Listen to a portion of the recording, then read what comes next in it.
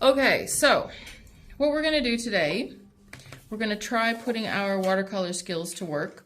So we're gonna do this little guy, okay? Okay. So when you look at it, first of all, you look and you think, that looks really pretty complicated. But I wanna show you, I wanna pick it apart a little bit so that you can see what we're talking about, first of all.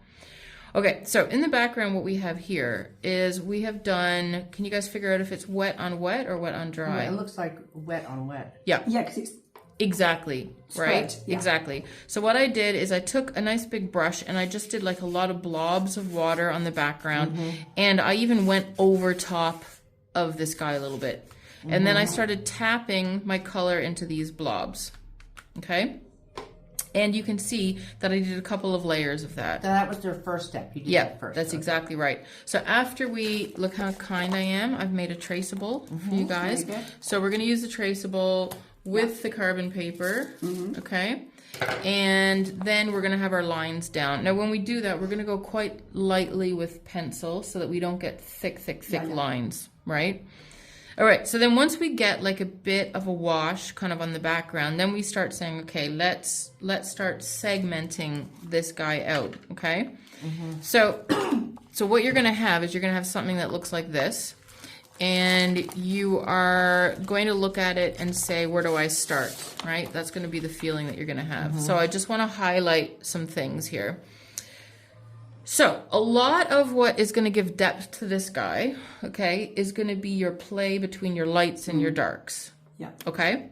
So if we're thinking of this guy underwater, then we want to think of the light coming from this way, right? So you can see here, the light's going to come here, and we're going to have nice light colors there, and we're going to have the darker colors here. Okay? Same here. We're going to have the darker colors at the bottom. I really should have gone extra dark down there, and with this one I will. Like really, really, really extra dark down there and extra dark in there. Okay? Nice and dark here. I could have gone really dark as well under there, right? So I think on this one I'll probably do that as well. Quite light up here, quite light here. You know, I could have gone extra dark down here, but we've got a variation to sort of show that like ripple kind of effect, right? Here we're getting the light there, we're getting more dark here, and then we're getting light again there. You see that? And then we start to get dark again here. The color choices are completely irrelevant. If you've got a color palette at home that you want to respect, maybe you're into grays, you were mentioning. Right? You could do this with all different tones of gray, with a little accent color in there, maybe like some of that blue or something else, right? You've got red actually. You could have some reds in there. Grey, black and white. Yeah? Yeah. Like this is just a bit of a guide for you, but you guys can make it your own. You can even, as you're doing this, you can say, you know what, I don't want that spike there. I actually want to give him a nice flat head, and then I'm going to give him extra spikes back here. So as you're doing the lines, I want you to say, okay, well, what do I want to modify for this to be, you know, purely my own? You could make this extra tiny.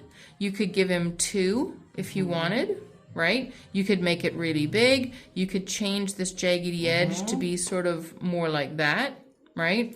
You could maybe uncurl his tail a little bit. So maybe it's like a little bit looser. You like the tail, yeah? Yeah, I like it all, it's actually. super cute, right? So then the other thing to notice is the difference between these cavities, right? And this exoskeleton. So these guys are built with an exoskeleton, so the skeleton on the outside. So this is where we stay really light with our color. So if you're going to do all grays, you would probably, to be honest, do a bit of a wash over the whole thing with whatever you want your pale tone to be.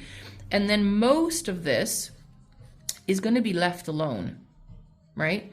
If you want, you can even leave this white until towards the end, and then we can put a light wash on the bottom half of it, right? Like the one that I'm going to do now is probably going to look quite different to this one, because I think I'll work on a different like color palette or something. I don't know what I'm in the mood to do, but we'll see kind of as it goes along, right? And then what I've got here, which I think I did towards the end, because you can see the overlapping here, right, is I took one brush on another like this, to get all of these kind of, you know, bubbly, sparkly things. You can see as well, I happen to have metallics here, right?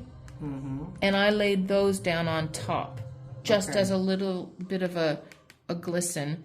But again, there's no rule for this, apart from I would really suggest the light versus dark contrast, right? Because that's what's going to give you a sense of depth for this guy. And then within that parameter, you have a lot of flex and a lot of play to do. I mean, maybe you're into, I don't know, neutrals, sage greens, whatever, right? You know, you might want to do something along those lines, right?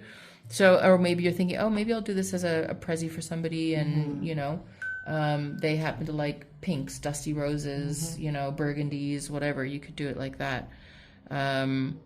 Yeah, so we'll take it step by step together. And then we'll see what we end up with at the end. Okay. And we'll make sure that we get up part way to go get a coffee, right? And a drink. Okay, so this guy is going to get set off to the side.